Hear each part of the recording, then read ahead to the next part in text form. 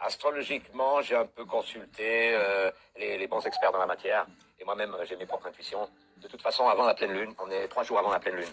Donc 3 jours avant la pleine lune, ça fait quand même un peu précoce, tu vois, prématuré. Donc il ne faut pas que le bébé naisse prématurément. Donc il aurait fallu attendre quelques jours pour frapper vraiment au bon moment. Et ce serait pile poil un jour ou deux avant l'élection, tu vois. En plus, c'était plus fort, tu vois. Là, ils ont eu le temps de s'organiser.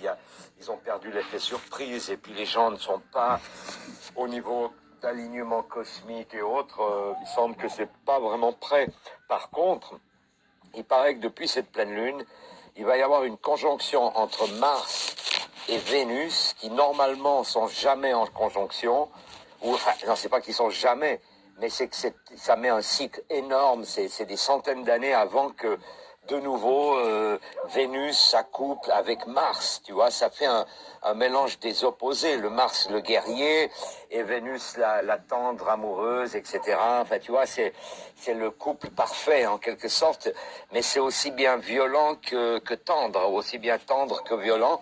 Donc on peut s'attendre à ces espèces d'ambivalence et donc une sorte de malaise, non, c'est comment on dit, quand on se malaisifie, c'est-à-dire qu'on devient malaise, on devient croisé entre deux extrêmes, comme moi-même, je suis à moitié manouche de mon père et de pur savoyard de ma mère, donc automatiquement j'ai bénéficié des deux cultures les plus opposées qui soient. Tu vois, puisque les montagnards, alors il n'y a pas plus, c'est des aigles dans leur nid, tu vois, donc ils sont propriétaires jusqu'aux racines du très fond des montagnes, donc c'est vraiment de la sédentarité, alors que le manouche qui s'est complètement perdu dans les limbes, dans les labyrinthes, dans l'alcoolisme et tout ça, qui était mon père, et qui était lui-même, je crois, croisé d'ailleurs manouche, ce qui fait qu'on a peut-être plus qu'un quart de sang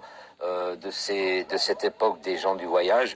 Par contre, le cœur, comme tu le sais, c'est depuis mon enfance qu'il est à 100% là-dedans, tu vois. Donc, comme on dit, le roi, il va mourir, il sera malheureux de ne pas avoir été gitan, il va regretter sur son lit de mort, à son agonie. Mais par contre, le gitan, lui, tous les matins, il se lève en regardant un soleil ou un beau nuage à l'horizon. Et il se dit, merde, c'est quand même vachement mieux d'être gitan que d'être gadjo, d'être perdu dans leur labyrinthe.